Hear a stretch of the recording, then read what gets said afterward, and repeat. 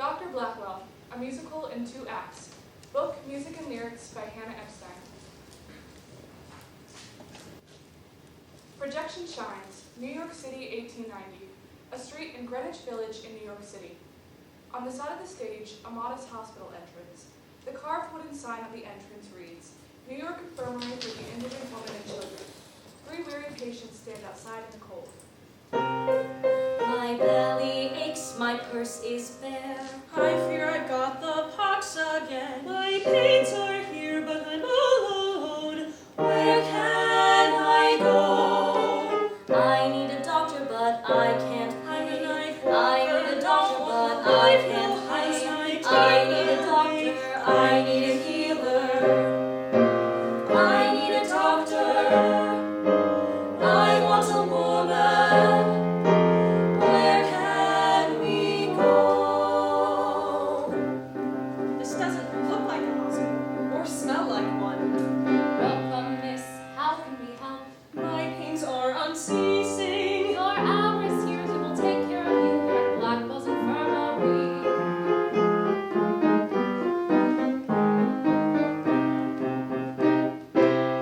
We treat the poor whose homes are cold and bare.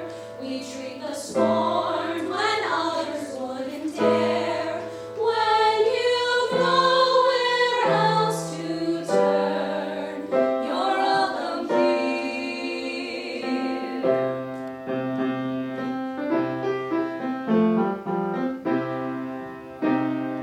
Where are the doctors? Where are the men? This is our point of pride. All who serve within our stalwart women at Blackwell's Infirmary. We heal our mothers long since cast aside. We treat our sisters with dignity and pride. When you've nowhere else to turn, you're welcome here.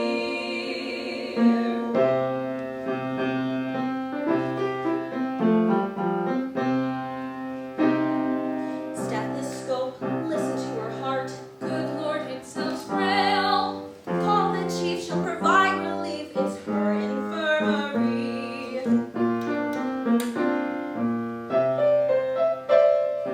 Lie her on her side, watch her heartbeat.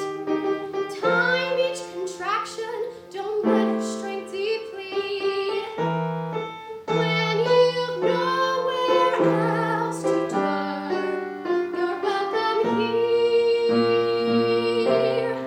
Who was that woman, self-possessed and sure? She's our founder, this belongs to her. Her unyielding vision became our mission. She's Elizabeth Blackwell. Thermometer. Stethoscope. Speculum. Forceps. Thermometer.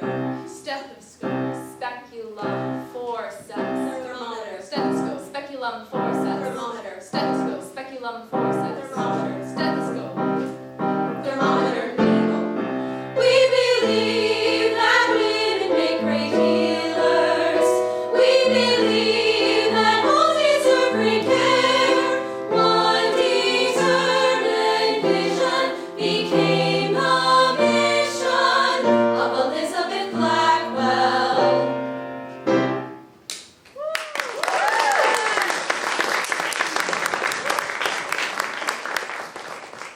January 1847. Elizabeth's classroom. Girls sit listening but bored. In conclusion, what good is our education if we do not use it to better ourselves and our sisters? Mary, are young women welcome in the Jersey City Female Reform Society? Yes, we welcome new members of any age. Girls, please take a pamphlet on your way out. The girls shuffle out. None of them take the pamphlet. We tried, but all they care about is marrying well. To ignorant men who will never understand us. Anna enters the classroom. Marriage should never be a reason for a girl to live. It's an occupation without wages. They all laugh because they've heard Elizabeth say this before. Mary, to what do we owe the pleasure? Well, I invited her as a guest speaker, another futile effort to inspire our girls. We must not let our lessons end at the page. Education does little if it does not engage us to act. Precisely why I came today. How was your class? We read Longfellow's poems on slavery, but my girls are not interested in taking the ideas out of the classroom. Would you not have been more successful with Whittier? Must you always critique my choices? Must you always reject my suggestions? You should sit. Mary, I thought your condition was improving. Does it hurt? Some days are better than others. It's almost 3. I should walk you home to meet with your doctor. Please let me know what he says. I can hardly believe I was able to steal you away from your classroom. You're forever scrubbing desks or rewriting your syllabus. Well, Mother's Quaker discipline, time and talent are gifts to put to use. But I will always make time for you. Mary links arms with Elizabeth. Have you been feeling well enough to work? Most days. And how's business? The novels sell well enough, but we need Abolition Now, Women's Right to Vote, and the Douglas and Stanton pamphlets sit collecting dust. No one in New Jersey is open to reformist ideas. It saddens me to think of the countless women who aspire to nothing more than being a wife and a mother. And what is wrong with being a wife and a mother? Well, that it can consume a woman entirely before she has had a chance to become anything else. So, Elizabeth Blackwell, how do you propose we undertake something so revolutionary that it shakes the very fabric of our society? When I face my students, I find no contentment. I labor in vain and swell with resentment. I refuse to follow society's notion that a woman's life is one of quiet devotion. As my life unfolds, it feels too small, for deep in my heart, I hear the call. Perhaps you need to change your profession. No judge or clergy would ever employ me, as a life of servitude would destroy me. If I were a writer, I need to use a man's name. I refuse to hide. I wanna claim. As my life unfolds, it feels too small, for deep in my heart, I hear the call. And Miss Katie Stanton, Miss Anthony, the suffragists? Those women aim to please, always asking for more. Those women whisper, but I want to roar. I wait for a signal, a divine revelation to light the path towards my aspiration. When Mother left us, her work was not realized. I will do what she couldn't, claim the life she once fantasized. As my life unfolds, it feels too small, for deep in my heart, I hear the call. I hear the call.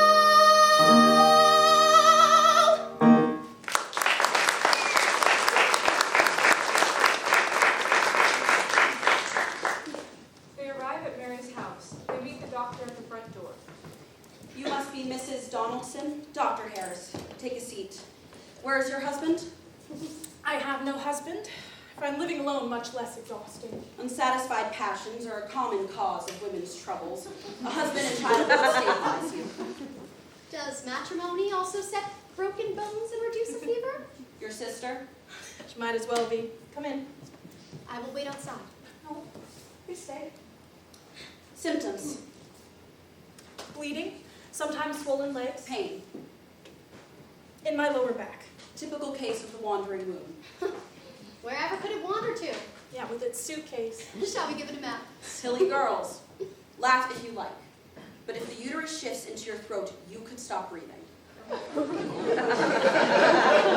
the laudanum and apply a poultice of dough and lard twice daily. Are we curing Mary or baking a pie? You may mock my methods, miss, but there's only one doctor in this room. Reduce emotional excess such as reading and any other excitement. I own a bookstore. How reckless of me. I will see myself out. 3 questions, lard and gone? No, this is why I avoid doctors. Will you assist me with a poultice? I've never applied a pastry as a medicine. I suppose I can. Elizabeth retrieves the poultice. She has trouble assembling the disgusting ingredients. She holds her nose at the terrible smell. With great reluctance, she applies it to Mary's abdomen. You can push harder, I won't break. Lizzie is touching another human being I never thought I'd see the day. She's actually quite gentle. More so than those men who call themselves physicians. If only there were a woman doctor. Most likely to hear a symphony composed by a horse. What was the doctor's opinion? Mary's intellectual curiosity has incited a riot in her internal organs. But wouldn't Lizzie make a great doctor? You can't be serious. She locked herself in a closet when she takes ill. Well, it is true I cannot abide sickness. Present company excluded. Imagine the headlines. The first woman doctor disgusted by the human body. A woman doctor? I can't be a doctor. Men would never permit a woman, no matter how clever. I can't be a doctor. Sickness, disease, illness, infection, all make me ill at ease. It's impossible, no woman's tried before. If you endeavor, men would slam the door. I can't be a doctor. They purge and bleed and fail more than 10, then they succeed. I can't be a doctor. It's almost supper time. You two hurry home, and I will see you tomorrow. Lighting shift. The next day, Mary arrives at Elizabeth and Anna's home. Oh, you look stronger today, Mary. I'm invigorated by the idea of my dearest friend becoming the first woman doctor. How silly, I haven't even given that idea a moment's thought. Well, think of the independence you would have. If you were a doctor, you would never be a bride or mother. You would be free. If you were a doctor, you would help me heal. No poking or prodding. You'd ask how I feel. What about the patients you're not truly caring? I'd rise to the moment with skill and daring.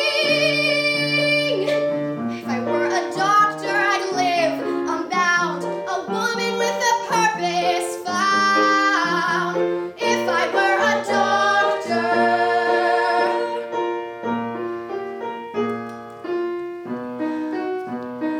You can't abandon me. You're determined, but blind.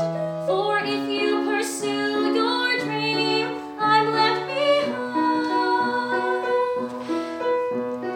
You are destined for more than paper and quill. Summon your resolve and unyielding will.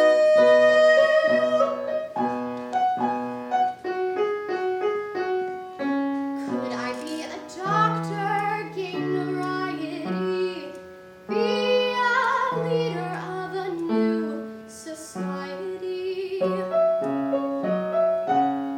But I'll see mother in women I treat. I can't let fear defeat me. I'd be a healer like Jesus divine. Is this my path? God's grand design. I could be a doctor.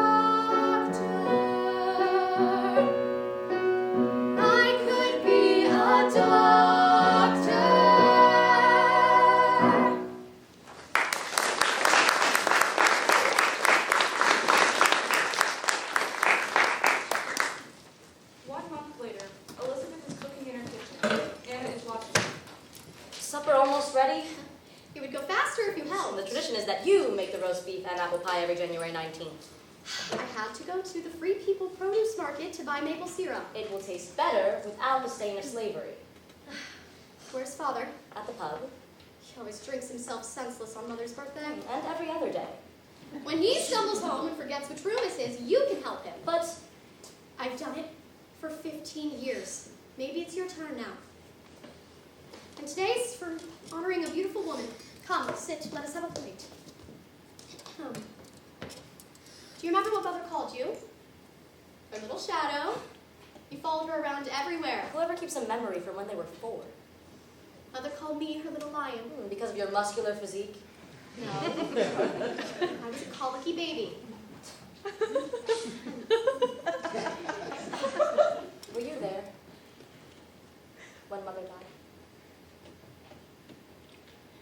And the baby? The doctors, they did not listen to her.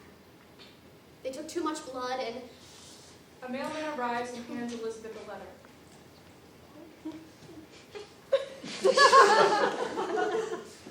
oh, it's from Mary's mother. Her health has suddenly declined. Go now! Elizabeth rushes to Mary's house. Mary lies in her bed as the doctor treats her. There are bloody bowls and towels around her. Your pulse is full. I have no choice but to bleed again. Mary? I've tried everything I know to help her. It seems she is succumbing to the cancer. Cancer? Please, no more bleeding. Hush now. Hysteria only worsens the pain. There must be something else we can give her. A tonic, a tincture. Opium. Elizabeth nods, knowing opium is a last resort. Here's a tincture. Give her as much as she wants. I'm here now, Mary. You will be well. I'll open some windows. I'll draw a warm bath. Lizzie. I will care for you now. Lizzie the nurse. Lizzie the doctor. Listen to me. As long as you're here, I'm not afraid. Give me strength for what awaits. Stay with me. Accept my fate.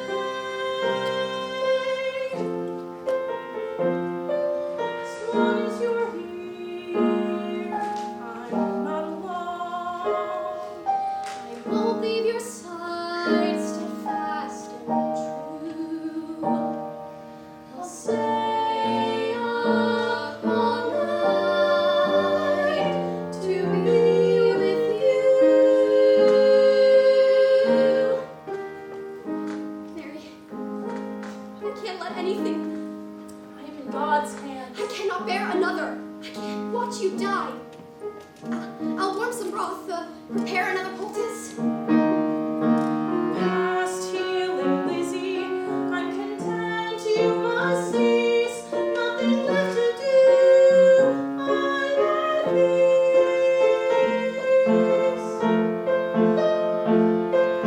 As long as I'm here, you can rest. All I want is my friend. I'll stay by your side. Mary dies.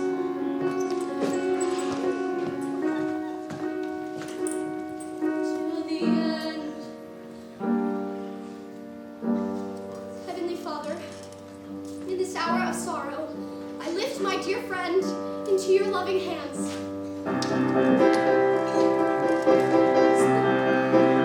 As long as I'm here, we shouldn't suffer at the hands of men who can't empathize.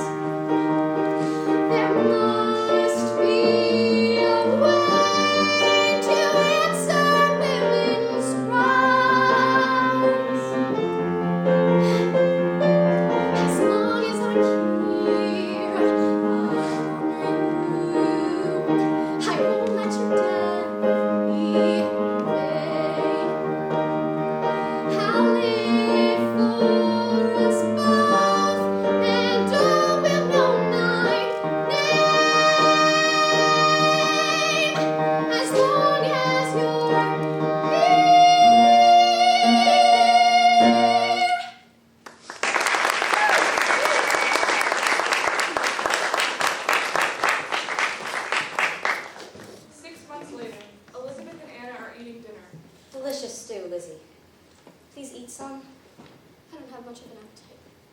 to attend the suffrage meeting in the city with me on Friday night?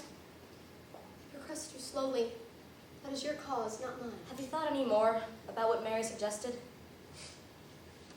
Then what are these? Applications to medical school. You are actually applying? Yes, but I would never be accepted. Medical school is an eternity. 4 long months. Part of me hopes. Part of me prays for rejection. Please don't leave me alone with father and his drinking. You can manage the household now. I am only 18. I was only 12 when Mother died. I have enough saved for my tuition. That is our security fund, Lizzie. This is a way to secure my future. Exactly. Your future. And I get left behind. I wouldn't be far, Anna. Some of the best medical schools are in Philadelphia. And New York. What is this one? Country school, a last resort. Dear sir, I write to you to ask for admission. I feel the call to be a physician. I'm ready for the rigor and the challenges therein. All I want is a chance to pursue medicine. Elizabeth hands the letter to a mail carrier. Then the medical school meetings appear. They are dressed well in frock coats and hats, each with their university illuminated over their heads. No, Miss Elizabeth, we deny you admission. We don't want some debutante, but a senseless proposition. No, Miss Elizabeth, you cannot join our school. You won't pass a single class. You're a naive fool. No, Miss Elizabeth, we simply won't teach you. You're perverse. Become a nurse. Give up, we beseech you. No.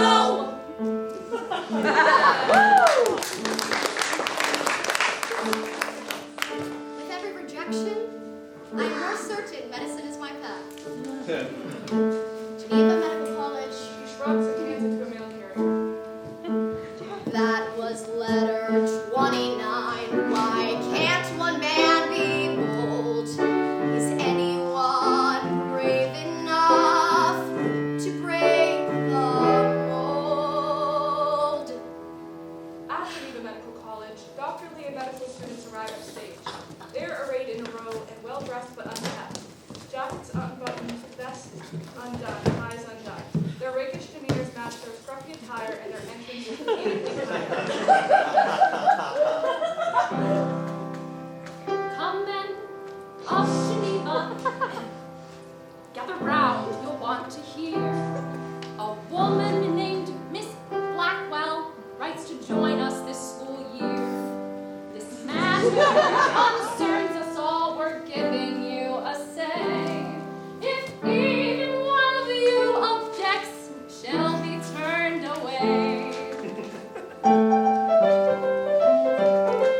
We can all agree this is a prank we must acknowledge. From those foozlers down at Bellevue, Morgan faces at Queen's College. They think we aren't men enough, but we will call their bluff. Let her in, young men of medicine. We ought to let her in. A maiden unafraid to learn about the human body. Must be from the streets. No doubt she will be bawdy. Who cares if she's a mistress? Can we be fools to let her miss? Let her in, young men of medicine. We ought to let her in.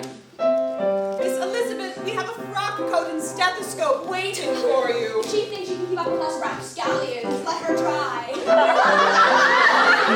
Medicine. We ought to let her in.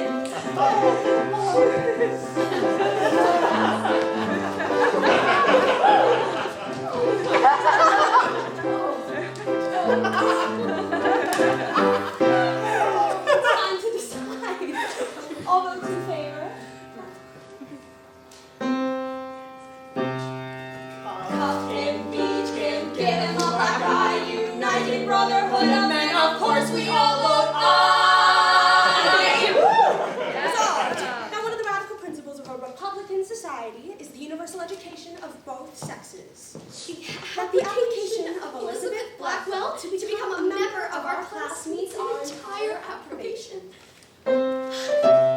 Speaking of medicine, we shall let her in. She'll never come.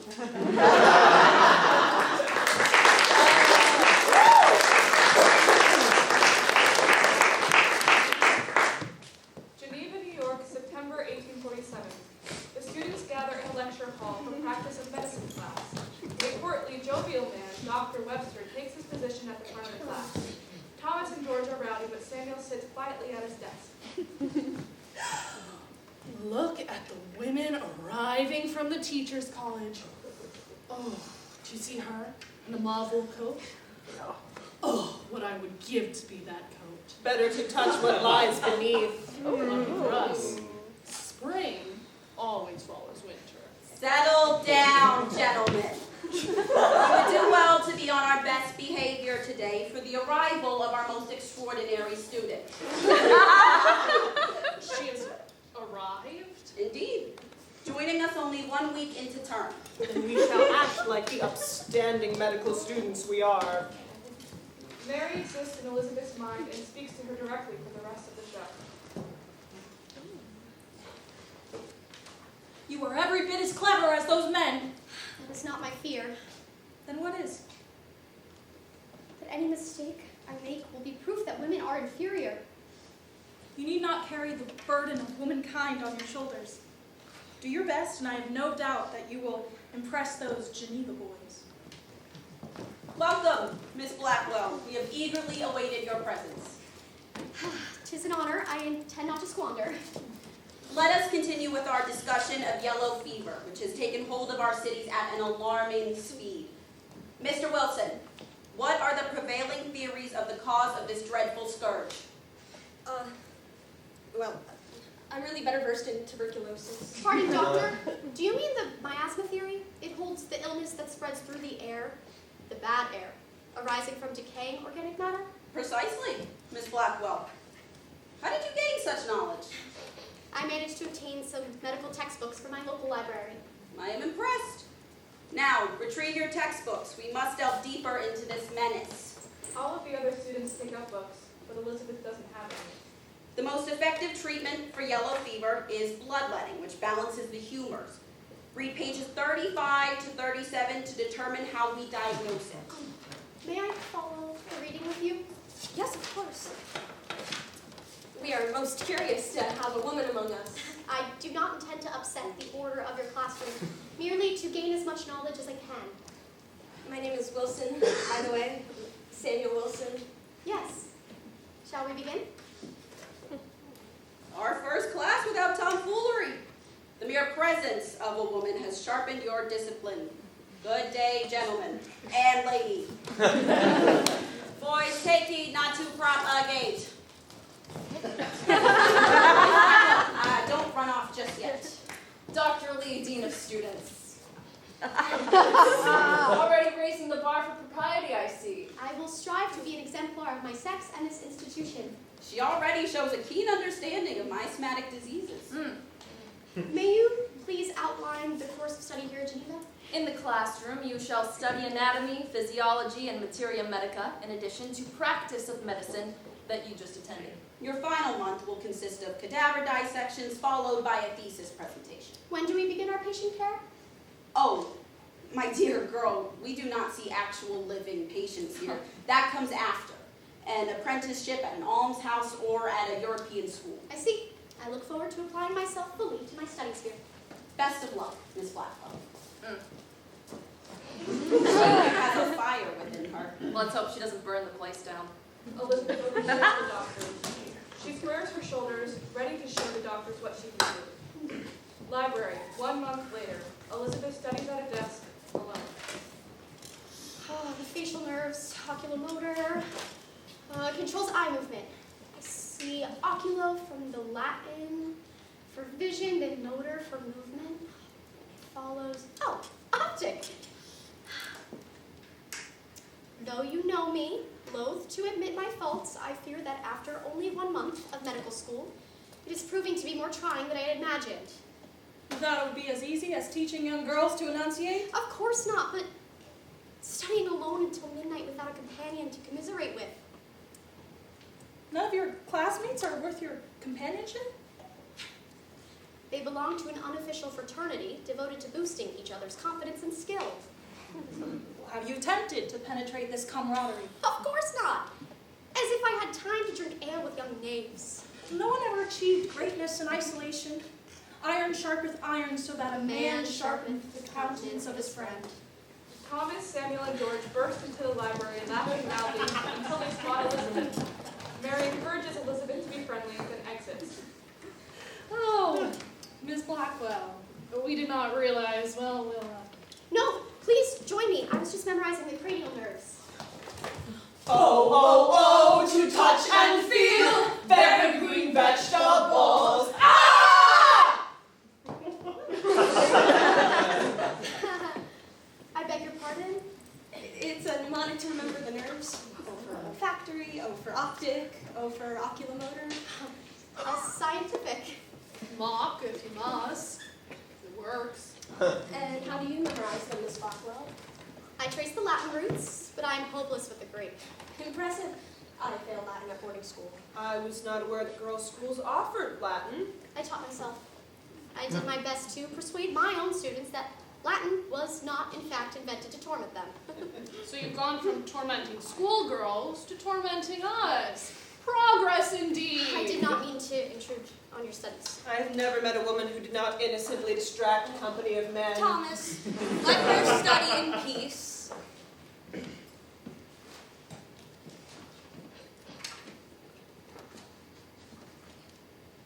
5 more minutes of this tiresome toil, then I'm off to the assembly ball. Dr. Lee's daughter, Sarah. Do you dance, Miss Blackwell? I take to the dance floor like a wagon with a broken wheel. And best to remain in the study room. Weren't you leaving? I believe I shall. Good evening, gentlemen. She exits, but pauses just outside the door, hearing that they are speaking about her. If she has come to seek a husband, she's making a poor show of it. If she makes it through the term, I'll do a jig on Deanley's desk. I should always study alone. Why were you so rude? She left on her own accord. And it's obvious why you wanted her to stay. What are you insinuating? That you have been ogling Elizabeth since the moment she intruded on our class. Ogling. I merely admire her confidence. Yes, her confidence. I could never court her. The woman I married will be demure, quiet. When I find the girl who'll become my better half, she'll behave like a lady And look like a giraffe. To be your patient. Live to cook and clean. She can raise our 4 children. I'll treat her like a queen.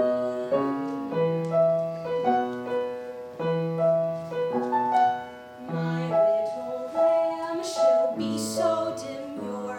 She'll assure me every day she's my lamb. My little lamb with lovely allure. She's the cure to my sorrows, my little lamb. Innocent of life's rougher qualities, frivolities are all she cares for. Soft-spoken, with her soft hands and pretty face, her place is in our home that she cares for. Facial nerves. Olfactory, optic, oculomotor, trochlear, trigeminal, obtuse spatial. Devil take it! Olfactory, optic, She'll be so oculomotor, demure. She'll trochlear, assure me trigeminal. I can't remember. Fatal sticks, olfactory, optic, oculomotor, trochlear, trigeminal, obtuse spatial. Vegas. I got it!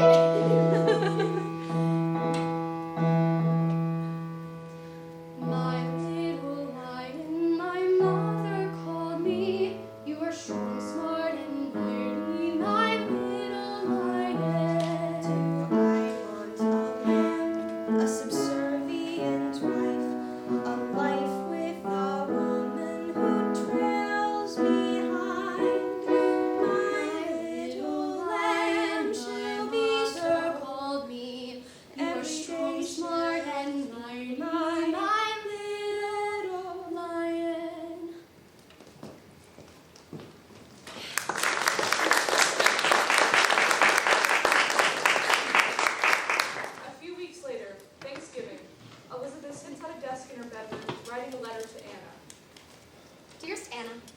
I imagine you're preparing for Thanksgiving.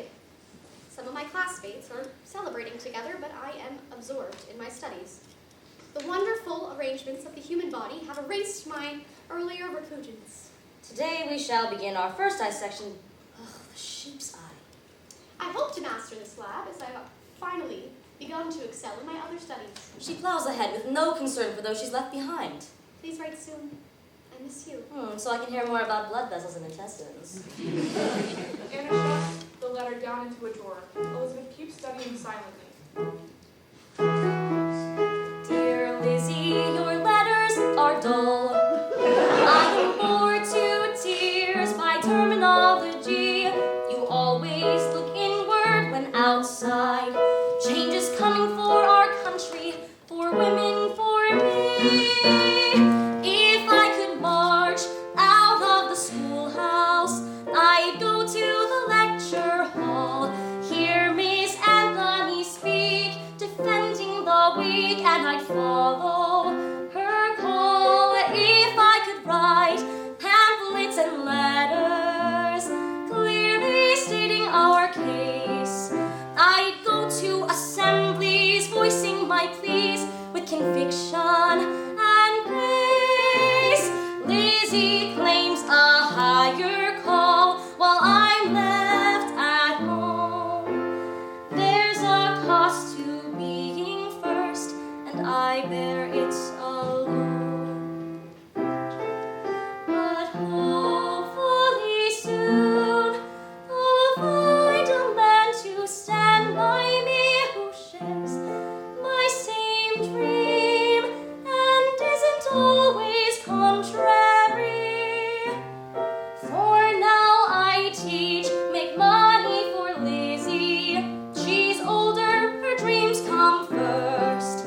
But when it's my turn, I'll no longer yearn. If I wait too long, I'll burst. Lizzie, come back soon. Your students miss you, but me, I do too. Your little sister Anna.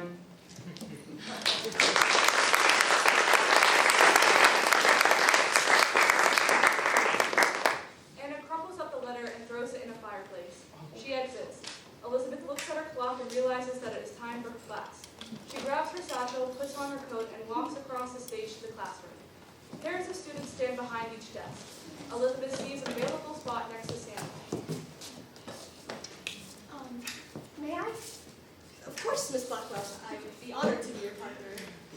On each table sit a petri dish, a jar with an eye floating in liquid, and some tools like knives and tweezers. Nothing in our medical studies can replace the visceral experience of dissecting a real body. As you can imagine, it is difficult to acquire human eyes, so we shall substitute with the anatomically similar sheep's eye. You will follow the procedure outlined here. The eye of a sweet little lamb. How fascinating it is to behold the nerve root. It's so beautiful. I mean, disgusting. Dr. Lee, the eye, it looks cloudy. Oh, that could be purulent ophthalmia, an infection that can cause blindness. Don't let it touch your eye. Mr. Wilson, you should take the scalpel. Yes, Dr. Lee. Why did you defer to him? Best I smile sweetly and nod, or he'll brand me a shrew in a petticoat. If you wish to surreptitiously begin the incisions, I would not object. I suppose I can. Step 1. Expose and dissect the optic nerve. She brings the scalpel close to the optic nerve. Her hand is shaking. As soon as she touches the eye, it rolls away. I can't get a good grasp on it. She and Samuel try to catch the eyeball. Try using the tweezers to hold the fibers to it. Oh, clever. Elizabeth is finally able to get a grip on the eye. To think the whole world enters through this tiny window. One slip of the knife and the world goes dark. Shall I cut the Durham water? Samuel nods. Dr. Lee walks over so Elizabeth quickly hands the scalpel to Samuel. Dr. Lee peers at their dissection. Elizabeth and Samuel look at Dr. Lee for permission to continue to the next step. You may cut into the subarachnoid space. Might I request your partnership for our next dissection? I learn more when I watch you work than if I did the cutting myself. Then I shall endeavor worth being watched. The next day, lecture hall. Gentlemen and lady, we are honored to have special guests joining our class today from Rochester City Hospital. They will show us the newest treatments available to our patients. Modern medicine will heal all your tumors. Got a painful lump, let's correct the humors. Modern medicine is able to ease all. Got a hacking cough, opium and alcohol. If it's cholera, apply mustard seed. Tuberculosis, beef tea's what you need. Modern medicine will help you feel dandy. Got an itchy rash, I prescribe some brandy. And how do you treat women? Women are exceptions to the medical norm, but we will treat their delicate form. To cure hysteria, mercury's the cure. Bleeding and purging keeps the body pure. can't stop coughing, try mustard plaster. You know it's working when your skin starts to blister.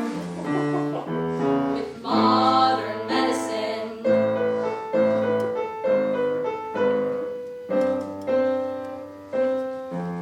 I'll memorize what they say, but is this the best way?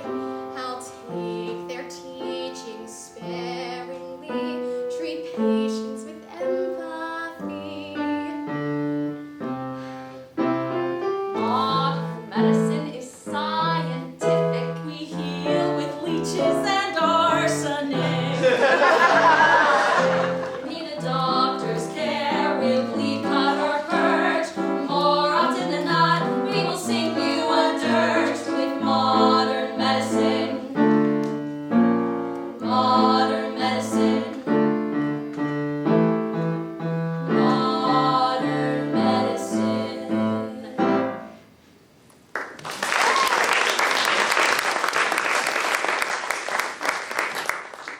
2 weeks later, December 1847, Elizabeth is studying in her study room. Oh, Mary, I miss you terribly. After 2 weeks of animal dissection, today we embark on our first human dissection. The heart. This does not excite you? It will be thrilling, of course, but a dead body lying cold on a table, touched by my bare hands? Godspeed, Lizzie. Elizabeth packs up her bag, drops her coat, and heads to the lecture hall. For the first time, I'll see inside someone who's died. I must be fearless.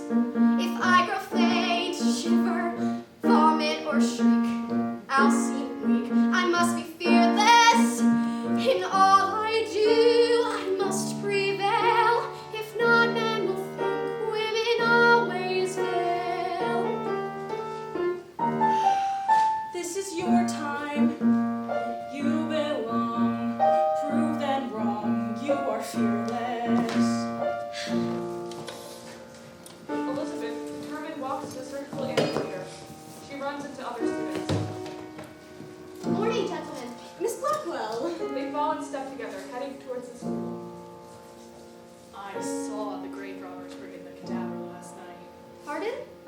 The bodies are acquired from the colored graveyard by the river. The white graves are more closely guarded. Even after death, they are treated as our slaves. At least we learn from their bodies. They arrive at the anatomy lab. Samuel opens the door for Elizabeth. The smell. This dissection is not for the faint of heart. Mr. Patterson, the scalpel. Thomas passes the scalpel to Dr. Webster. Dr. Webster makes an incision in the chest of the dead body, from the neck to the bottom of the rib cage. Cutting through the sternum. Dr. Webster cracks a few ribs. The sound is a dry snap. The students shudder. Sound of nightmares. Breaking a few ribs. And there is the heart. Mr. Wilson, would you like to remove the pericardial sac? It requires the greatest dexterity and finesse. I would prefer to watch Dr. Webster. I can. Dr. Webster nods, moves away from the body, and hands Elizabeth the dissecting scissors. Elizabeth takes the scissors, but her hands shake. The scissors make a loud noise rattling against the table. Steady hands, Miss Blackwell. I assure you, nothing here can unsettle me. She touches the scalpel to the cadaver, but shudders and drops the scissors. She looks at her hand in horror and runs out of the room. How craven, the body dead, consume me with dread. I am not fearless. I lack bravery. It's unsavory. I am not fearless. Perhaps today was too much to bear. I think you should leave and take the air. I forgot the sensitivities of the female sex. And go rest. Dr. Webster shuts the door behind him before Elizabeth can answer. I revealed my weakness. You must improve, be steadfast still, refine your will, you are fearless. You're right. Compose yourself, Elizabeth. Elizabeth waits outside the lecture hall. When the other students leave, she enters. Thomas and George linger outside to eavesdrop on Elizabeth's conversation. Dr. Webster, might I remain with the cadaver a little while longer? It will be steadier without my gaze of the classmates. It is most irregular. I cannot afford another failure. If I might go slowly, begin with the The limbs. spirit of a true physician. You may dissect the cadaver until it is returned to the earth come morning. She's not one to scare off easily. George and Thomas listen. Elizabeth slowly begins to dissect the arm. I can do this. I must. She makes the first incision, speaking to the cadaver. I will learn from you, sir. Your death will mean something. One incision at a time. She keeps cutting the arm, methodically and deliberately. Then she reaches in to touch the heart. She is tentative but becomes more comfortable and visibly fascinated. She walks over to a desk to take notes but falls asleep. She wakes up the next morning, her hair is disheveled and she looks exhausted. She forgets where she is and lets out a small scream when she realizes she slept near a dead body. She rushes over to Dr. Lee's classroom. As the scripture says, a woman's destiny is to suffer during the birthing process. Yet Scripture does not command suffering where relief is at hand. Only if the baby is breached should one intervene. With forceps? Yes, if the labor persists beyond 2 days. The Bible did not mention forceps. Medicine has advanced greatly since the giving of the great book. Then why do we not use our advances to improve maternal care?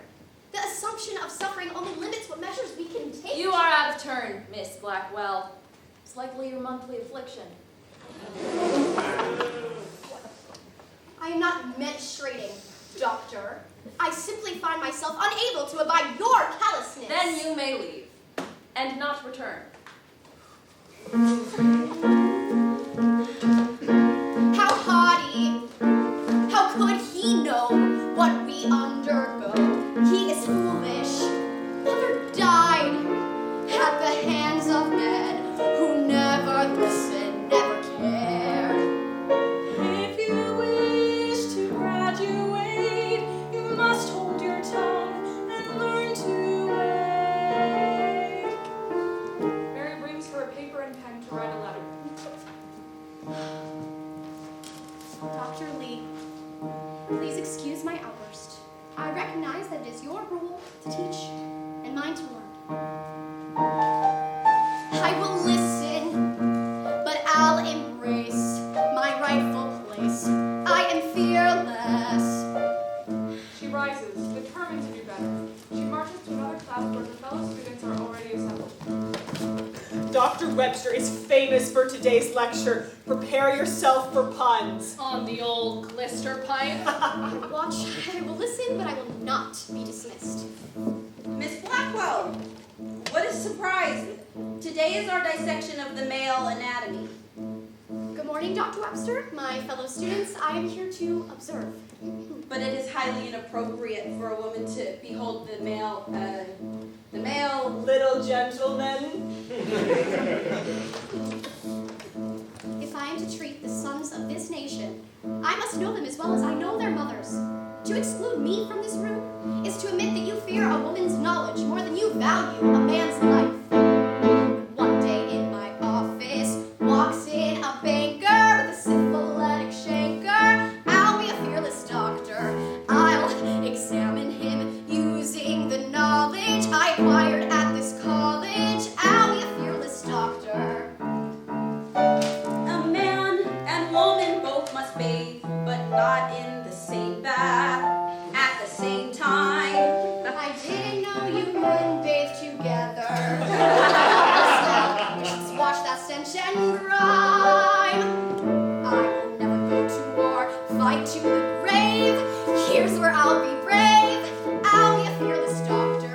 You voted to accept me, so don't accept me. I'll be a fearless doctor. I don't mind if she stays. Dissection. He's a dead man. Like he can get an erection.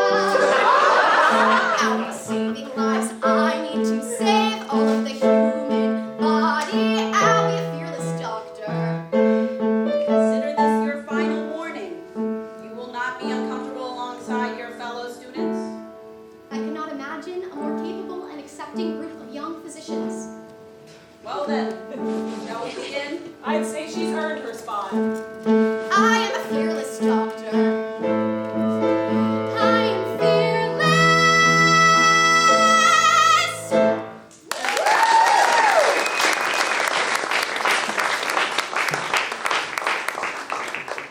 Early evening, Christmas Eve. Elizabeth sits at a study desk alone, surrounded by textbooks. Quinine for malaria, opium for pain, digitals for the heart. Good evening, Miss Blackwell. Might we join you? Please, I am memorizing the herbal treatments. We were most impressed by your performance in the anatomy lab last week, weren't we, gentlemen? Yes? I confess I did not expect your earthworm to be so soft and pliant. It seems you have a firm grasp of the male anatomy, Miss Blackwell. I would not say firm, but certainly solidifying into more robust understanding. I had never planned on leaving most parts of a man. Careful, Samuel. Hysteria at the sight of male anatomy might be contagious. Time for me to bid you good night. I have a Christmas Eve engagement with Miss Coleman. I thought you were courting Miss Lee. One lady at a time. Preposterous. He'd collapse from boredom. I imagine Crown and Anchor has an empty bar stool waiting for a lonely bachelor. Surely you don't mean to spend Christmas Eve with your books. With only 2 weeks left in the term, I can easily make the sacrifice. Behave yourselves, you two. Truly, Miss Blackwell, you astonish me. Most men would turn away from such close acquaintance with the human body. But you're here. Only because my father, Dr. Wilson, has insisted I do so. We Wilson men of Boston are all doctors, young Samuel. I know a little bit about having your life prescribed for you. What would you do?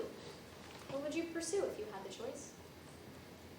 I think I would be a pastor with a small church of my own. Be shepherds of God's flock that is under your care, watching over them. Not because you must, but because you're willing. I hardly believe a flock of any animal would suffer me as their shepherd. And yet I believe you possess the makings of a natural leader. My mother called me her little lion. Because of your furry mane. A lion's roar can be heard 5 miles away, and I was a colicky baby. Elizabeth, your roar will be heard to China and back. They hear Christmas carolers outside their window. Would you care to dance? In the study room? In this study room. They dance, but then the musician leaves and they keep dancing. Do you intend to marry Miss Blackwell? I'm not opposed to love. The tradition that subsumes a woman's desires to those of her husband. And my mother, she died in childbirth, as did her baby. So, I will never have children. Elizabeth. I should get home before the snow blocks my path. Merry Christmas, Evan. Merry Christmas, Elizabeth. Elizabeth steps outside into the night. My little lion with lovely allure, she's the cure to my sorrows, my little lion. Elizabeth adjusts her satchel. When she sees a woman sitting against the wall, pressing a bloody handkerchief to her eye, Elizabeth calls out to her while keeping her distance. Miss, are you? Don't need help. Just resting. Laceration superficial across the suborbital ridge. Are you a nurse? I will soon be a doctor. Are you that Elizabeth Barnwell everyone's talking about? Blackwell, yes. Then stitch me up! You need a doctor. But you're here now, Dr. Blacksmith? Were you hurt? How were you hurt? My paramour and I were overcome by drink at the tavern, and when he drinks, Must I stitch what a drunken man has made of a fallen woman? seems to have bled through this handkerchief. Very well, take a seat. I shall tend to you. This may cause some discomfort. Elizabeth opens her medical case and takes out a needle and silk to sew stitches. She starts sewing. Yeah, you could use a bit of a gentler touch, if you ask me. If your paramour is unkind to you, you should take your leave of him without delay. I'm paying for the sewing, my dear, not the lecture. Hey. I know what to do.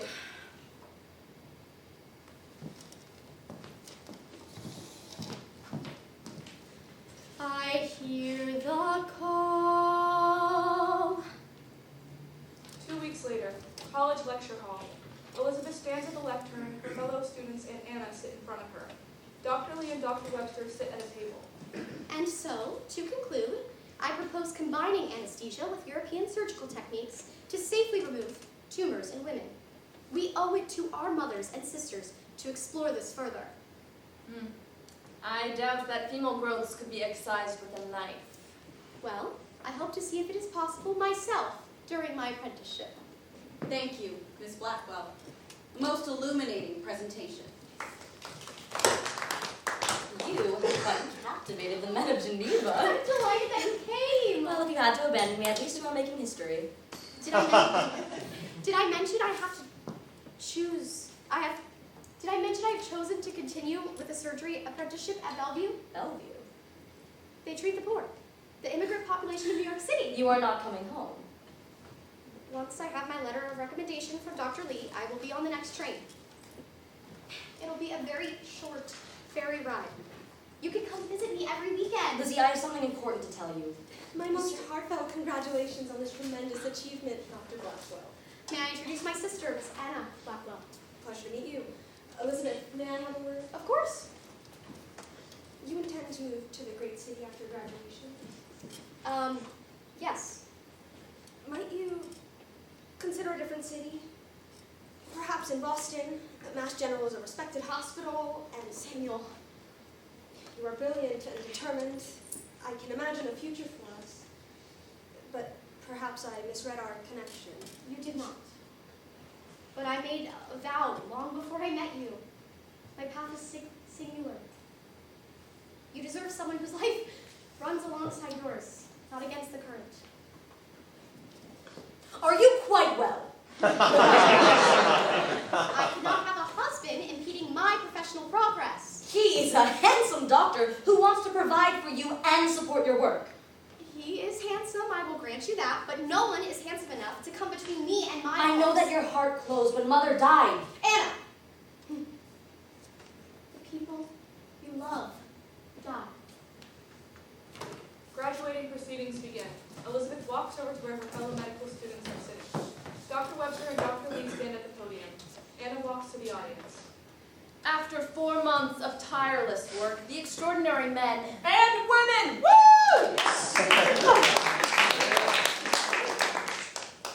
and woman before me have earned these diplomas. On this day, January 19th, in the year of our Lord, 1847, I welcome the next group of doctors to the medical field.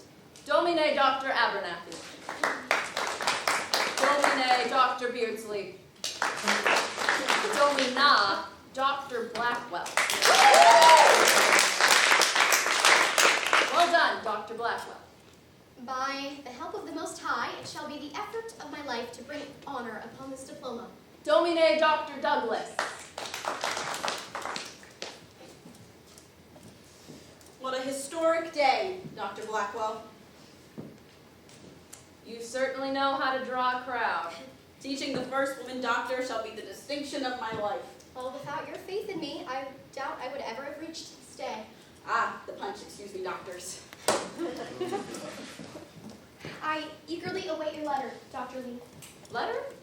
An introduction to Bellevue? I cannot begin my apprenticeship without Oh, one. but Miss Blackwell, Dr. Blackwell. you can't mean to practice medicine. I would become a surgeon as Dr. Webster suggested. Oh, you are exceptional, Elizabeth. That is the problem. Pardon? When your application arrived, I doubted the students would accept a woman among them. Yet they voted you in, and you have proven yourself to be a most formidable student. But Elizabeth, you cannot expect me to furnish the stick to break our heads with. What is the matter?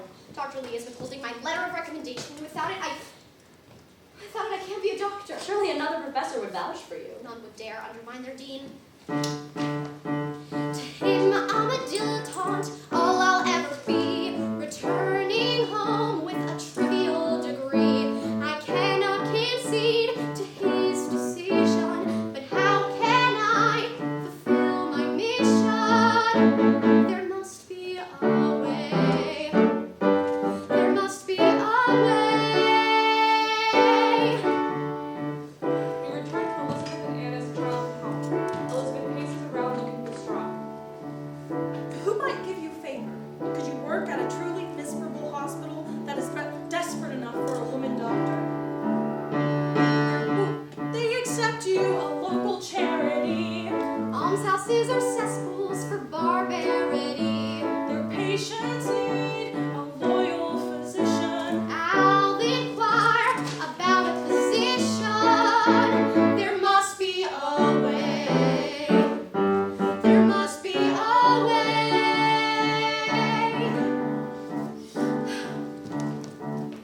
Dear Chief of Medicine, I hold a medical degree and wish to continue my practical studies at your infirmary. I brought your request to the board, but they do not believe our patients would accept treatment from a woman doctor.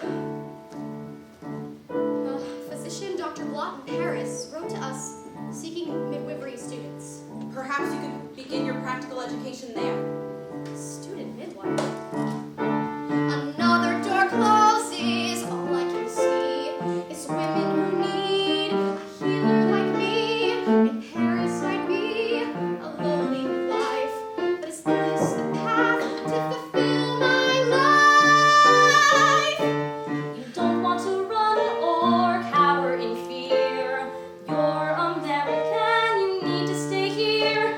The French are debauched, smoking, drinking Bordeaux. But I need experience. Where else can I go? There must be a In way. Europe, no one would ever accept you as a doctor and your endeavor. I can't be a doctor, no matter how long the road set before me. My spirit stays strong. But in Paris, hearing women's cries, I shudder, reliving how mother died.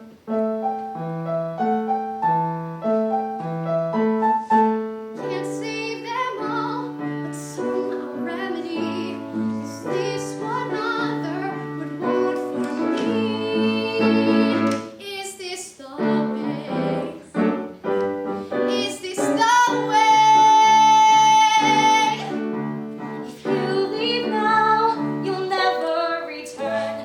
You're chasing glory, ignoring my concern. If you leave now, I will not write.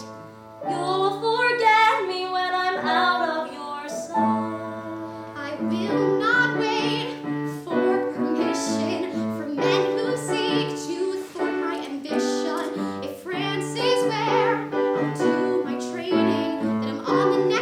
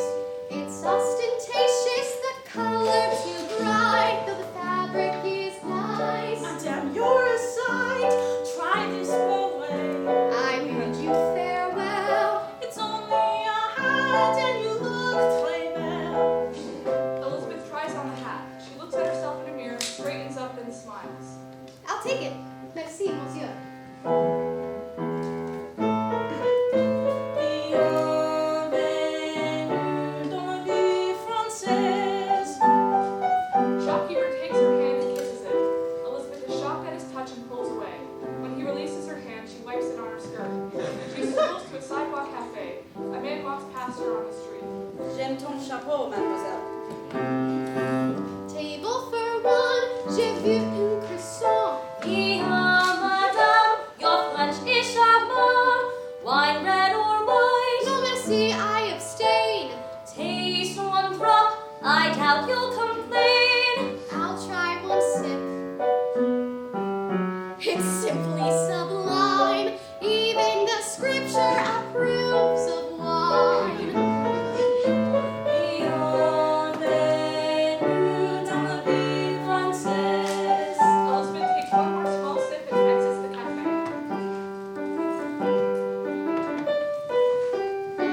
Is it the air, brioche or cheese? It's been so long since I felt at ease. I'm a Christian who does what's right, but is there harm in one sip or bite?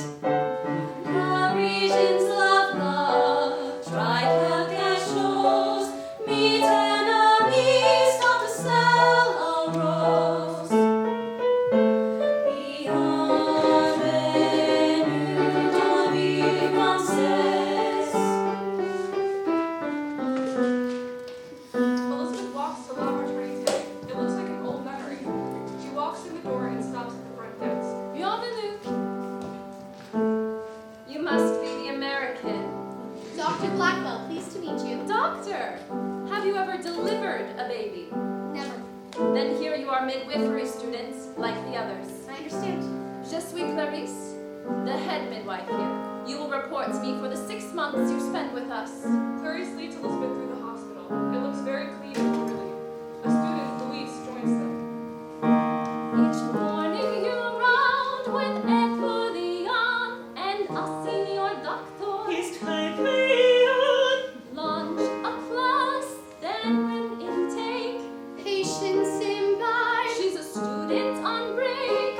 Why does she stand so close to that bed? We work with real patience. He studied the dead. Bienvenue dans la vie française.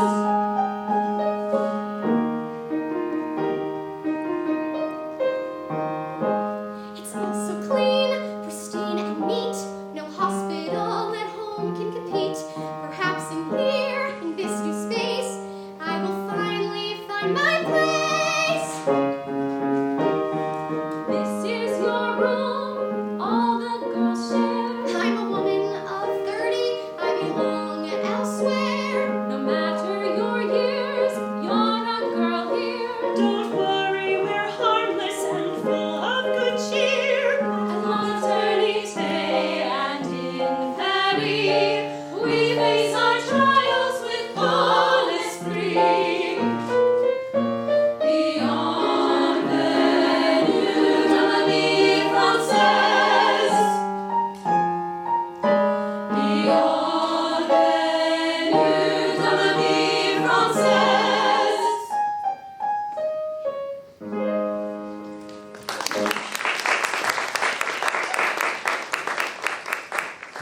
That afternoon, Elizabeth is unpacking her things in her dormitory room while other students study. Browns? Maintenant? Everyone puts down what they are doing and lines up. Louise links arms with Elizabeth as they walk down the hall. Is this how you welcome all the new students? I feared your courage might falter on that first march to the infirmary. Mademoiselle, I am a doctor.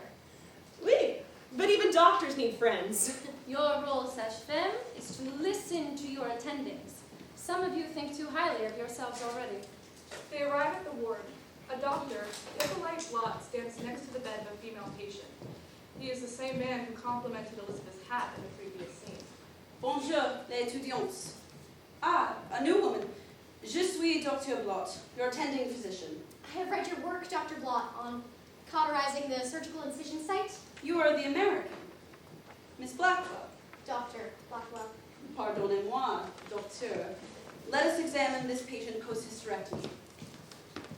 Comment est son tout? Still in a great deal of pain, Dr. Blott? I'm sorry to hear that. He puts his hand on the patient's hand with empathy. Who would like to examine her? I will. Après vous, docteur. Elizabeth starts to reach under the patient's skirt, unsure of herself. She has never done this before. Blott swats her hand away. Wash first. A student produces a wash basin and soap. Lot begins to wash his hands. Have you not read Semmelweis's work? Hand washing and sanitation are crucial to stop the spread of disease. Clarice demonstrates how to wash her hands. What is this mechanism of action? We do not know, but since we implemented these practices, we have seen significant decrease in maternal mortality. The students wash with soap, but they all reuse the same water. Now you may examine. Elizabeth reaches her hand under the gown. What do you feel? Elizabeth is unsure of how to perform the examination. Scar tissue? Have you never examined a patient post-hysterectomy? I've never examined a living person. Help more female. She pushes her away because Elizabeth is hurting her. Trust your patients and listen to them, Docteur. Louise? He points to Louise to try. Louise feels around under the blanket. Significant tenderness and abdominal swelling. Is this to be expected? Is she bleeding? No. We cauterize the cervical stump. Then the swelling is normal, but we should check again in a few hours. Exactly, Docteur. And are you drinking water, Madame? Have you had any visitors? Elizabeth starts working on the next patient, but Lot pulls her back. Stay a moment, let her share. Show her you care. Come closer. Though you can treat infections, make connections. Come closer. Don't forget why you're here to help people, not advance your career. She's not a picture from a book. Really look closer. Try again with Madame Dubois. Elizabeth carefully examines the patient. Her face seems drained of color. May I check for pale conjunctiva? Ask her. Madame, may I touch your eyelid? Please touch it. Elizabeth looks under the patient's eyelid. Her eyelids are white. Which indicates Anemia. We treat it with a diet of red meat and hearty broths. we prescribe Laud's pill, a mixture of ferrous sulfate and potassium carbonate. Sulfate introduces iron. And the carbonate allows the iron to be absorbed. Madame Dubois, Docteur Blackwell will return at the next shift to assess your symptoms. Visit my office this evening. There's something I want to share with you.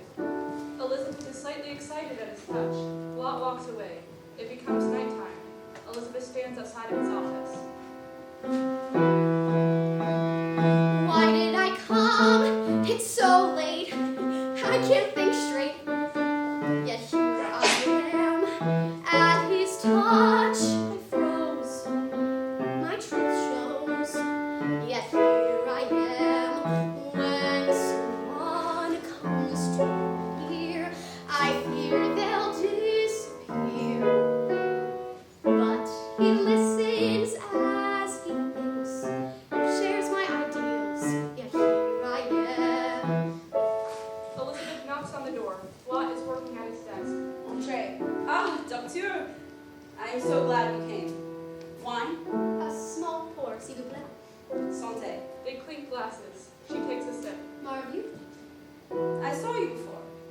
In the cafe, no? With the hat? It was a silly indulgence. I'm here to work. You are not like other girls. I'm older, No, no. You are wiser and eager to learn. You will want to see this. Lot points to a microscope. Elizabeth excitedly rushes over to it. I've read of these instruments, but I've never seen one. She puts her eye up to the lens.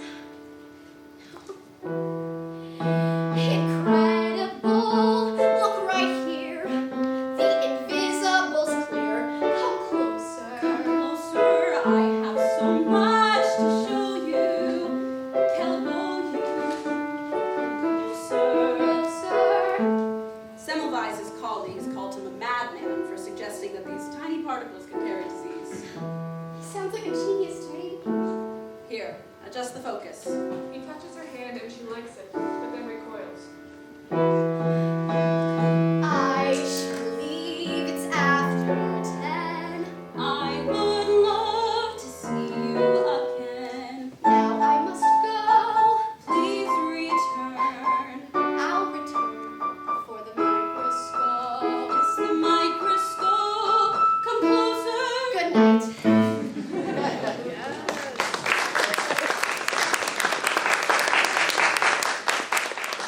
Elizabeth walks back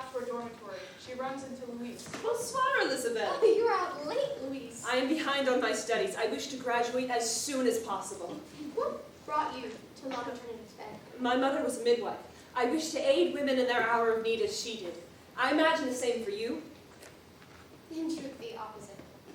I came here to strengthen my credentials and return home to work as a physician. How ambitious. Have you considered becoming a physician? You seem hardworking. And battle for my place every hour of every day? No. I don't crave renown, only usefulness. Are they not the same? 2 months later, Elizabeth sits on her bed writing. The girls around her are studying. Josephine begins opening a bottle of wine. Louise notices Elizabeth's endless writing aside. Whoever do you write so loudly to? My sister. I write of her from Paris, but truly I yearn to hear of her married life. Honesty always feels foolish at first. Perhaps that's why her words stumble around Dr. Vlad. Amelie! Only teasing, Doctor. I am here only to gain the knowledge required to effectively practice medicine in America. You Americans do not know how to enjoy life. Josephine passes out glasses of wine. No, merci. C'est le Beaujolais Nouveau! Every November, we celebrate when the Beaujolais wines become drinkable. Perhaps tomorrow, after our exam. Elizabeth takes out a pen and paper to write a letter. Dearest Miss Hosmer, how strange to be writing your new name. She crumples up the letter, dissatisfied. Dearest Miss Hosmer, do you remember me? Your sister across the ocean? She crumples up the new letter. Every letter I start reminds me of how I left Anna. She is part of you. Of course you want to share your triumphs with her. My triumphs. At whose expense? Are you so arrogant to believe that her world revolves around you? You're right. I'm not that important. And no one should rely on anyone else for their happiness. And yet you still hold the pen. These women in Paris, do they comfort you when you miss Anna and me? It's different here. I don't have to apologize for my existence. Then tell her so. Beloved Anna, I owe you dozens of letters, but know that I think of you daily. Anna arrives. I should like to hear how you're instructing your girls on the recent Seneca Falls convention. I have met the most extraordinary doctor who respects me as a woman and as a doctor. Dear Dr. Elizabeth Blackwell, my wedding was a beautiful affair. Thank you so much for asking. Although, when the guests asked where my sister was, I told them pursuing your ambition leaves no time for family. Daisy fights to find her place, but I found where I belong. I teach, uphold women's rights, with my husband steady and strong. Hopefully soon, when you decide to come home, you'll see who I've become, a woman fully grown. Lizzie, come back soon. I still admire you and miss you too. Your little sister Anna.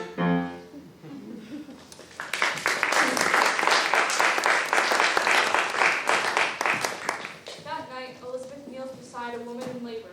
Students and nurses bustle around. Deep breaths. Relax, you're safe. I cannot. Squeeze my hand through your contractions. I am here. The baby is almost ready. One moment, I must wash my hands and call Dr. Vlad. Elizabeth walks a few paces away to wash her hands. She will be fine. Not all women die in childbirth. Madame Corneille is ready to push. Well done with her early labors, Doctor. One more push. I can see the baby's head. You are almost done, Madame. Just a few more moments and you will be a mother. The mother pushes out the baby and Blot places it on her chest. Elizabeth and Blot leave the labor room. Your manners with the mothers, they really trust you. I see you have taken up several of my methods. Being present through a patient's distress is often more powerful than any other instrument. Blot holds Elizabeth's hands. They gaze at each other for a few moments. And I see you so assured with your patience. He leans in and kisses her. Elizabeth is surprised but kisses back. Elizabeth, may I call you Elizabeth? May I call you? I don't know your first name. Hippolyte.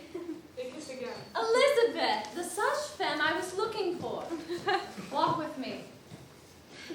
Have you enjoyed your time in Paris? I have learned more than 2 months here than American doctors would in a lifetime. Your diligence and tenacity have not gone unnoticed. When your program is completed in February, the physicians would like to offer you an extension. An extension? 3 additional months to study obstetric surgery, a specialty only reserved for doctors. I will perform cesareans? In honor, of course. I would love nothing more. Remember, you're here to learn and not to overshadow the physicians. Excuse me?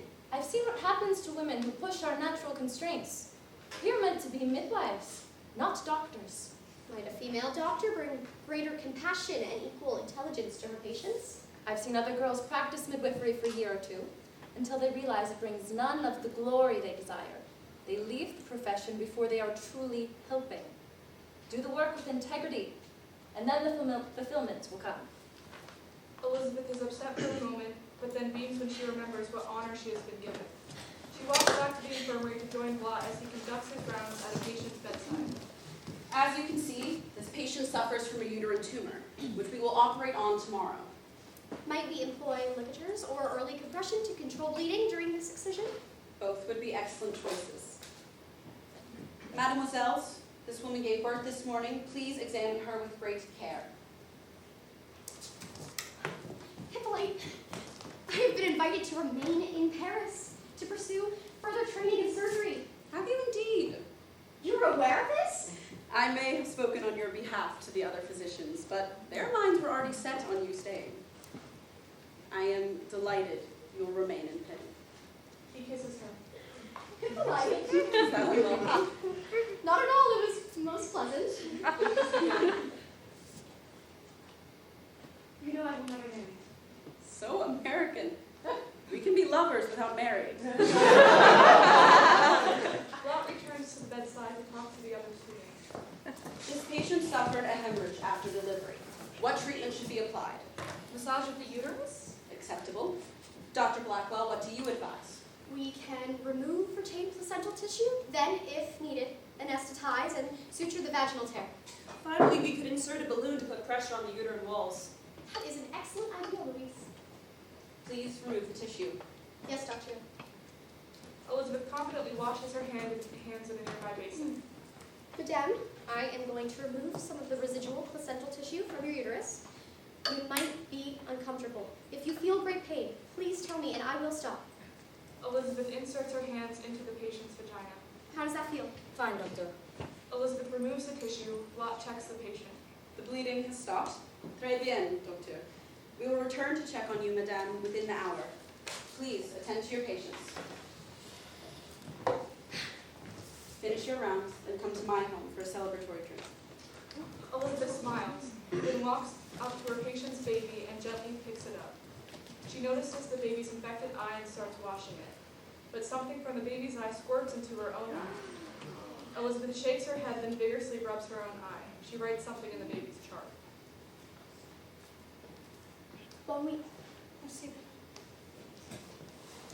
When I help my patients, when I listen to their words, I hear the call. Anna's house. Anna is wearing all black and sits to write Elizabeth a letter. Meanwhile, Elizabeth walks to Blot's house. Sister across the ocean. Do I hope this letter finds you well?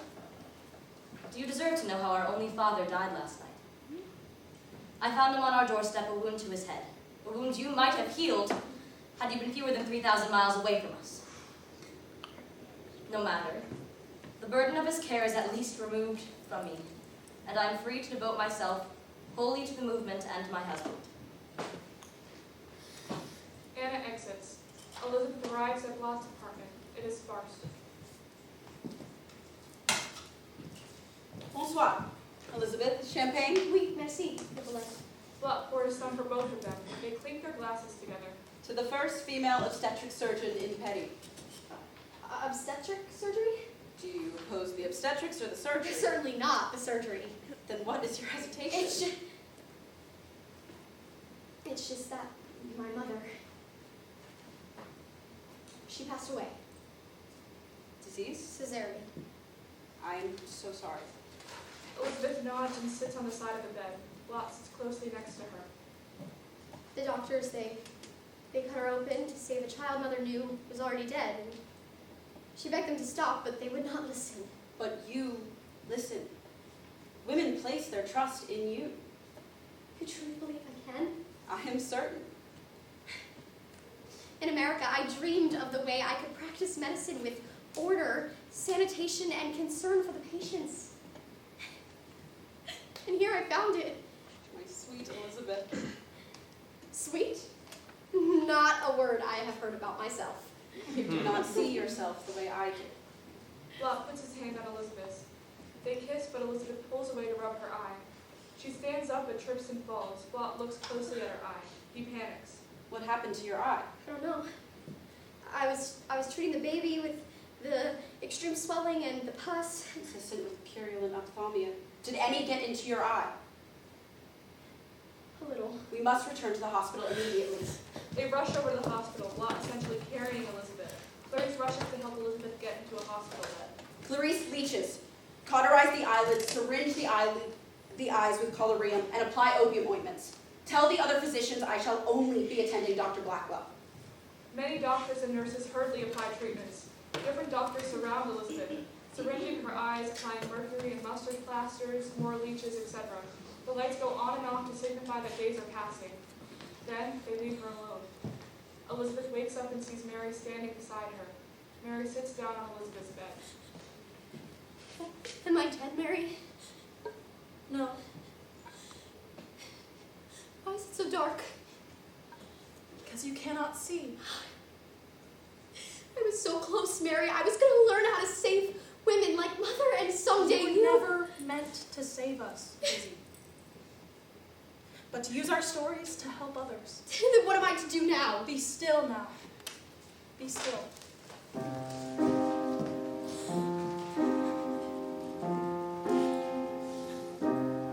No matter day or night, I cannot see the light. Will I regain sight? The daylight fades away. I can feel my heart beat, smell the food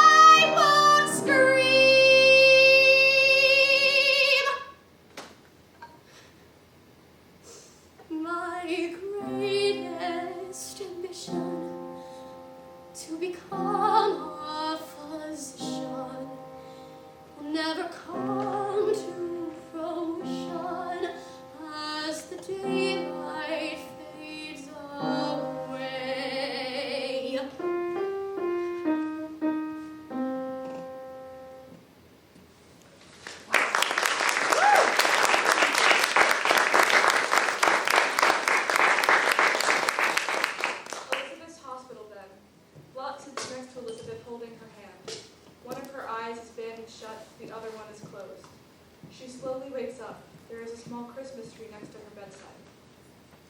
Good morning, Doctor. How long was I asleep? Since yesterday? The tree. It's beautiful. You have far more important patients to attend to. Lot gently strokes Elizabeth's brain. How can you make something so beautiful with only one eye? When you return to your office, you will find a gift. I asked Clarice to procure it for me. It's a lamp, so that you might see better by night. Always so practical. I wanted to thank you. Without your skill, I would never regain vision in my right eye. Also, goodbye. Pardonnez-moi? I am returning to America. Why would you go back? You have your surgery. I have lost all depth perception. I can never practice surgery. You have never let anything impede you before, Elizabeth.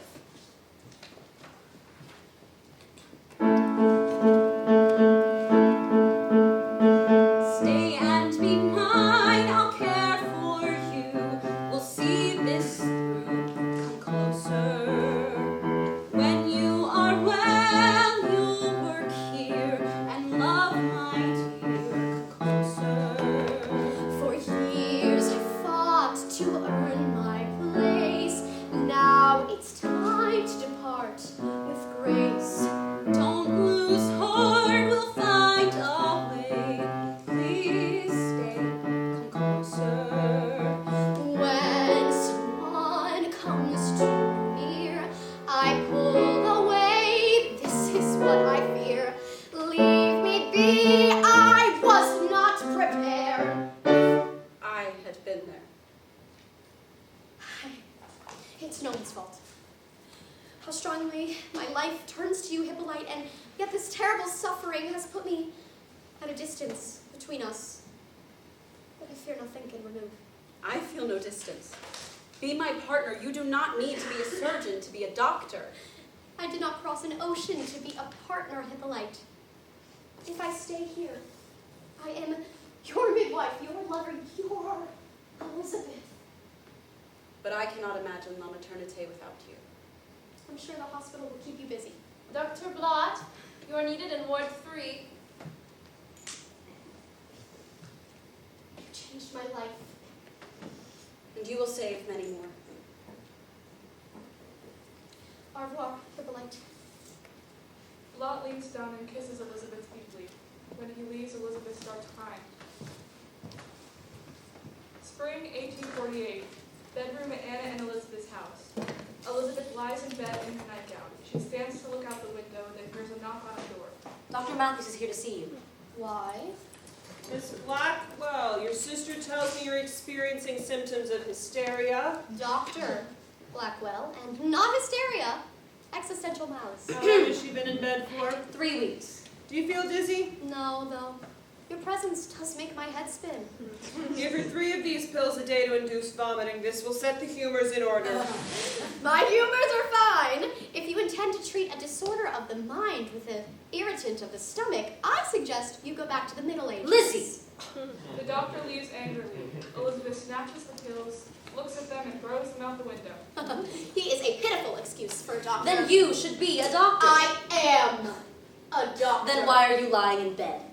Who would trust a half-blind, cantankerous spinster with their care? That is not what I see. With your 2 good eyes? You need to occupy yourself, Lizzie. You cannot sleep all day in my house forever. Then what should I do? Cook for my husband and write letters in favor of causes. I know you disdain my choices, but they are my choices. I spent my life clearing your path so you could choose freely. And you didn't get to choose? No one forced you to become a doctor. With the life I gave you, you still chose the path of least resistance. I want a meaningful life, same as you.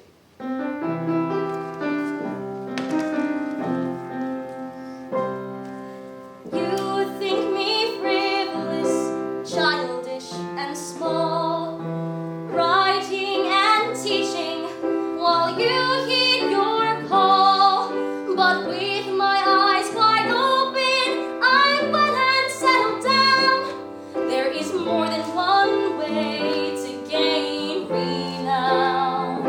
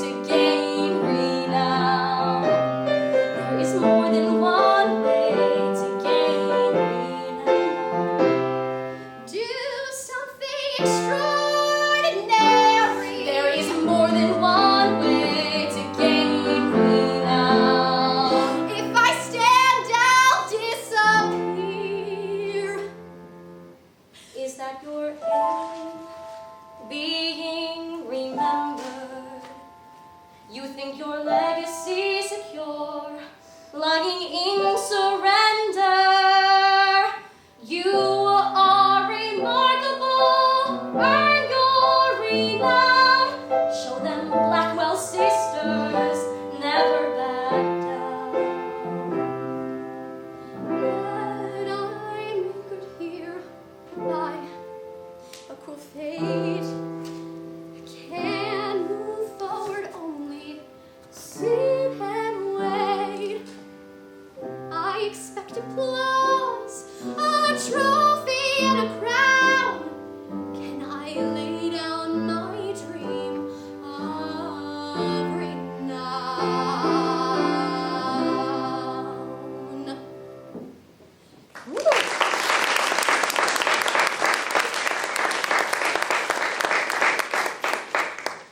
I will be moving to a boarding house tomorrow. Lizzie, Elizabeth slams the door. The next morning, Elizabeth is packing up to move. Mary, I feel awful. Anna and I bickered last night and I hardly slept. You do look exhausted. Well, Anna is vexing. I don't see it written anywhere that you must have perfect vision to be a doctor. Perhaps it even lends you to more empathy. I don't have it in me to keep fighting, Mary. You don't have to fight. There are women who are waiting for you, Lizzie. Treat them. Anna knocks on the door. Mary exits. Anna looks like she is in pain. She clutches her abdomen and bends over. What is wrong? nothing. You are clearly in pain. Nice of you to notice. Lie down. Why didn't you speak with the doctor while he was here? The last time he came, he was so rough I thought I might faint. Lean forward. Any pain? Burning when you urinate? I suspect a urinary tract infection. I shall drink some barley water. I have heard it soothes the stomach. Old wives' tale. In France, I learned new methods.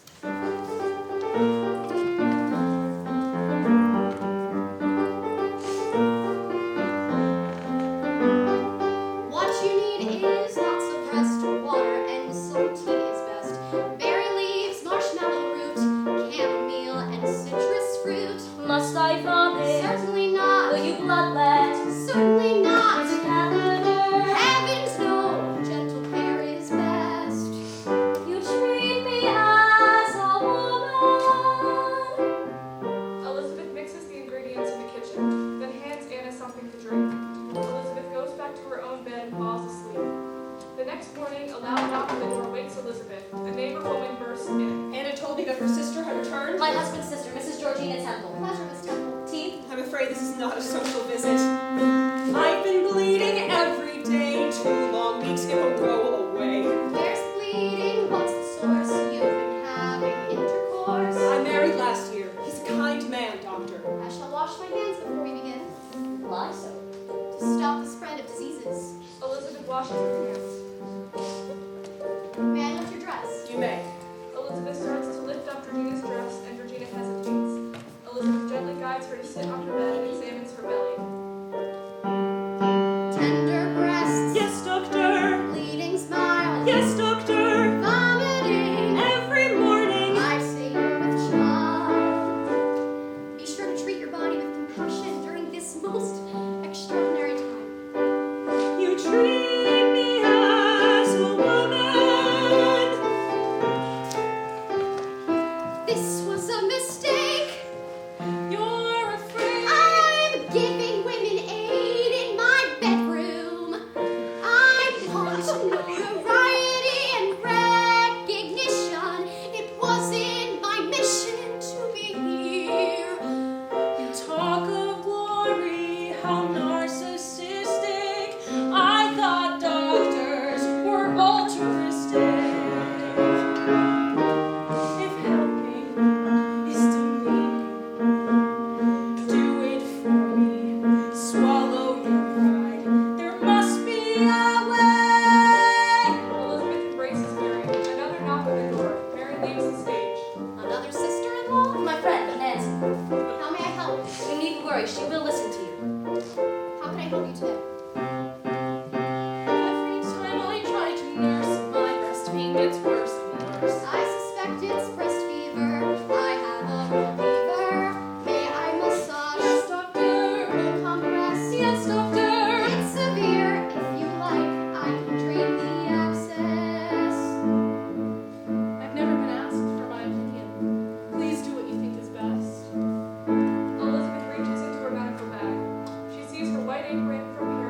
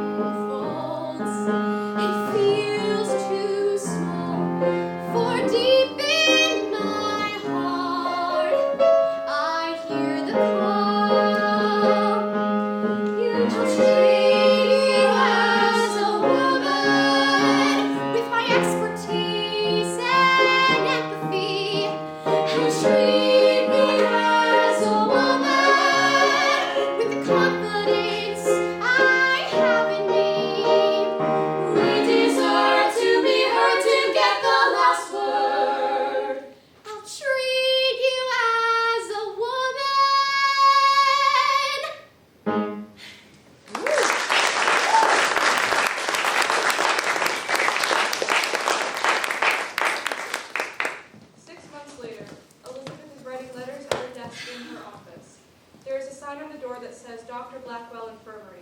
Mary appears on stage. I see you in every patient I treat.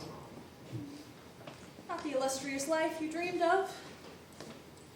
They see me as a sister, a friend, not a pioneer. You have earned their trust, a different type of glory. You have inspired better medical care for hundreds of women.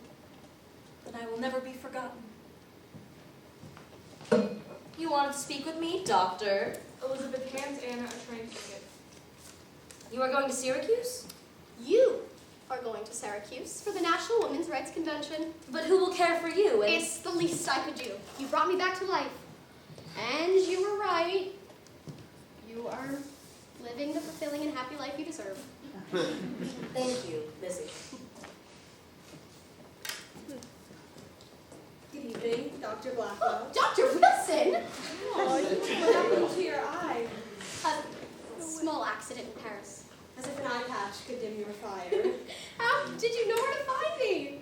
Your sister did not tell you that she wrote to me?